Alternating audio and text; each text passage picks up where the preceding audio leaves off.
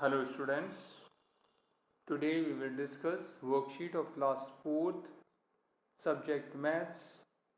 Worksheet number is A3। तो math की जो ये वर्कशीट है इसमें सबसे पहले हम डिस्कस करेंगे वर्ड प्रॉब्लम्स को, क्योंकि कई स्टूडेंट्स को वर्ड प्रॉब्लम्स में क्या पूछा गया है समझ नहीं आता है, तो उसे हम डिस्कस कर रहे हैं। तो जिन्हें वर्ड प्रॉब्लम समझ नहीं आई हैं वो इसका विशेष ध्यान रखेंगे और समझने के बाद अपनी नोटबुक के ऊपर दोबारा से क्वेश्चन लिख के उसे आपको सॉल्व करना है। तो समझ लेंगे। पहले ये क्वेश्चन नंबर 14 में वर्ड प्रॉब्लम्स दी गई हैं आपको, तो जो 1 नंबर वर्ड प्रॉब्लम है उसे समझेंगे आप। 23,958 पपायाज ग्रो करते हैं इन हरीज फॉर्म। ये जो हरी है उसका जो फॉर्म है, फील्ड है, इसके खेत में पपायाज के जो ट्री हैं वो हैं 23,958 एंड और 23,689 ग्रो इन आदीज फॉर्म। और जो आदि का फॉर्म है उसमें पपाया के 23,689 ट्रीज हैं। नेक्स्ट लाइन में है on whose farm did more papayas grow. Question में पूछा गया है कि किसके फॉर्म में, किसके खेत में ज़्यादा पपाया के ट्री हैं, एंड हाउ मैनी मोर, और कितने ज़्यादा हैं। तो आप समझ गए होंगे कि जिसके फील्ड में पपाया ज़्यादा हैं तो आपको देखना है कि कौन सा नंबर बड़ा है। ये 23,958 बड़ा है 23,689 के मुकाबले में, इसलिए पता लग गया है कि हरी के फॉर्म में जो है पपाया ज़्यादा है। एक पार्ट हो गया क्वेश्चन का। और दूसरा पार्ट जो हमें आंसर निकालना है वो कितने ज़्यादा है। ये कितने ज़्यादा है निकालने के लिए बड़े नंबर में से छोटे नंबर को माइनस करना पड़ेगा। तो ये हम एक बार देख लेते हैं कि किस तरह से करेंगे। तो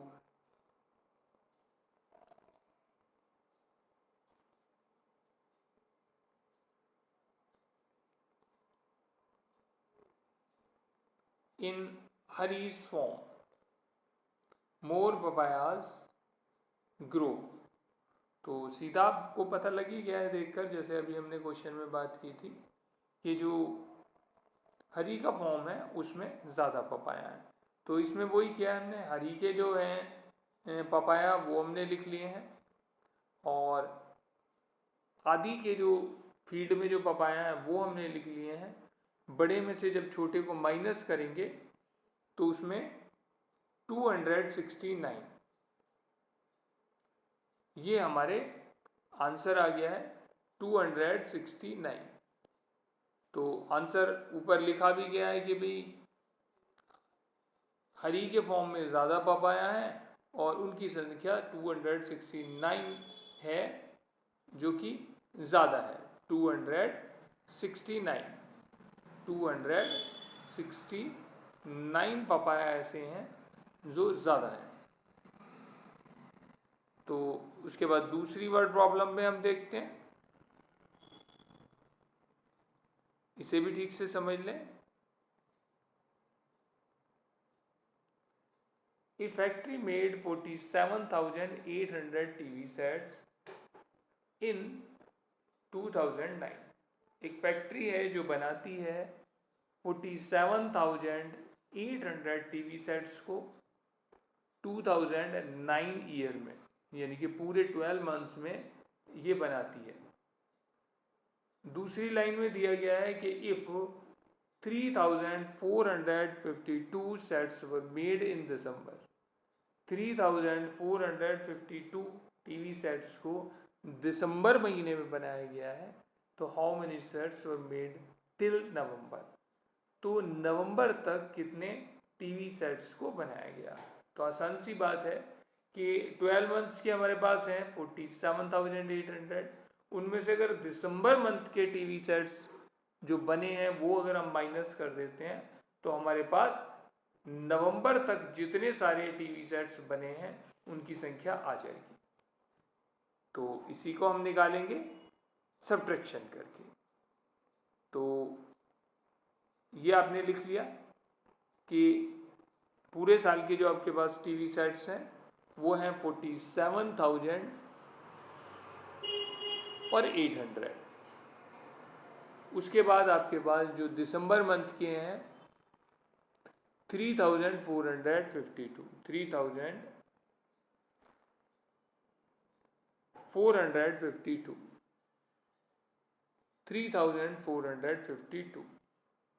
3,452 और जब इसे माइनस करेंगे तो ये लिखना है 3,400।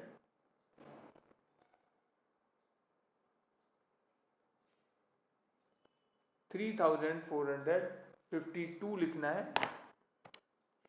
तो 47,800 और इसमें से 3,452 आपने माइनस कर दिया तो 44,348।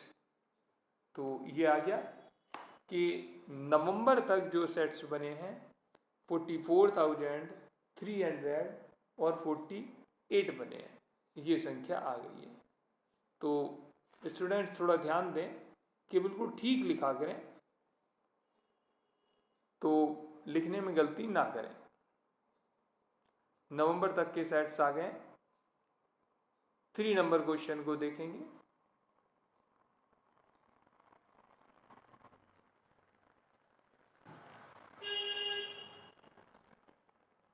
थ्री में दिया है ए मयूर कार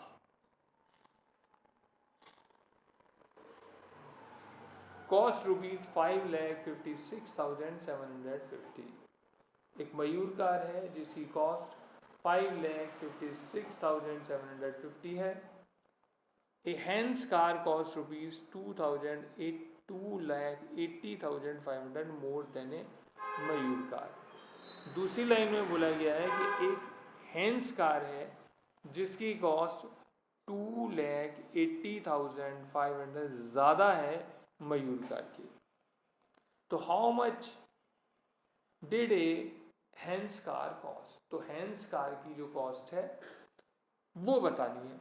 क्वेश्चन आपको समझ में आ गया होगा कि मयूर कार जो है, मयूर कार की कॉस्ट दी हुई है 5,56,750 और हैंस कार के बारे में बताया गया कि हैंस कार जो है इस मयूर कार के मुकाबले 2,80,500 ज़्यादा की है और हैंस कार की कॉस्ट बतानी है। हैंस कार की कॉस्ट बतानी है।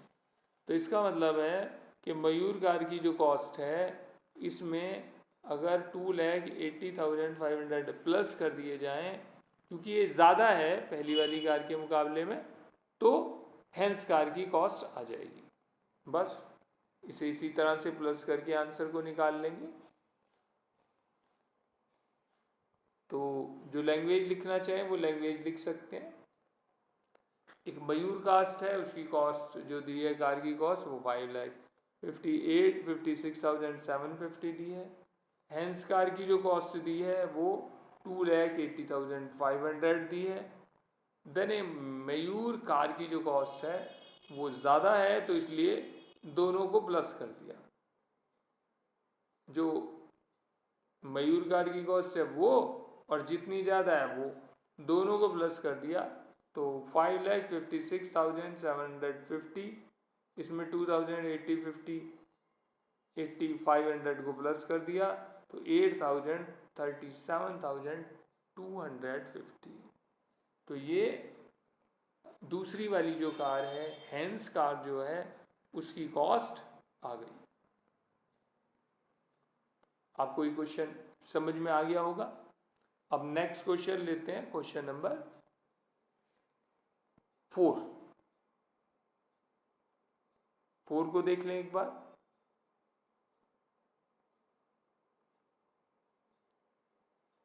मिथास चॉकलेट कंपनी सोल्ड 18,50,780,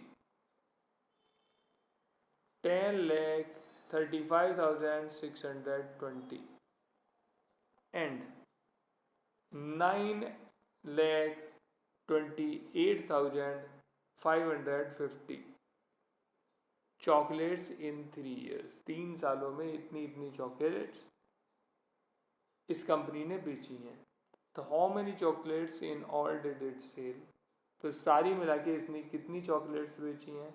आसान सा है, तीनों सालों की चॉकलेट्स की जो कॉस्ट है उसे जो इनकी जो चॉकलेट्स बेची हैं इन्हें प्लस कर लेंगे। तो आसान सा है, एक बार क्वेश्चन समझ में आ जाए वर्ड प्रॉब्लम, तो वर्ड प्रॉब्लम जो है आसान होती है। तो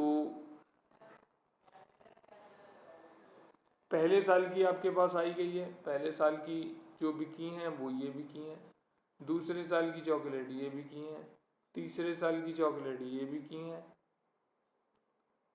तो chocolates in all sold, chocolates in all sold, इसे लिखने की ज़रूरत नहीं, सारी की सारी बिक गई। कितने में बिकी, कितनी चॉकलेट्स बिकी, तीनों सालों की प्लस कर लो तो आपके पास टोटल नंबर आ जाएगा कि 38,14,650। तो ये तीनों सालों में सारी चॉकलेट्स इतनी बिकी हैं। तो अब नेक्स्ट वर्ड प्रॉब्लम पे पहुंचते हैं। ये 5 नंबर वर्ड प्रॉब्लम है, इसे भी समझ लें।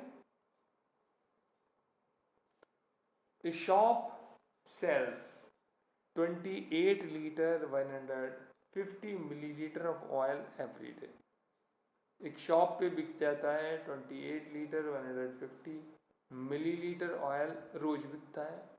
How much oil does it sell in 6 days, तो ये जो शॉप है 6 दिनों के अंदर में कितना ऑयल बेचेगी। सिंपल सा है, एक दिन में जितना बिकता है अगर उसको 6 से मल्टीप्लाई कर देंगे तो टोटल ऑयल आपका आ जाएगा जो 6 दिनों में बिकेगा। इसमें ध्यान ये रखना है जब मल्टीप्लाई करेंगे आप तो इसे आप डेसिमल में लिख सकते हैं क्योंकि उसके बाद आंसर लाना आसान हो जाता है। तो 1 लीटर में 1000 मिलीलीटर होते हैं, इसलिए 28 लीटर 150 मिलीलीटर को 28.150 भी लिखा जा सकता है। तो इतना लीटर हो जाएगा। अब सॉल्यूशन को देखेंगे किस तरह से इसमें निकाला गया है। 5 नंबर सॉल्यूशन है ये आपका। तो यहाँ पर है आपका एक शॉप जो है ऑयल को सेल करती है एवरी डे 28 लीटर और 150 मिलीलीटर, ये रहा आपका।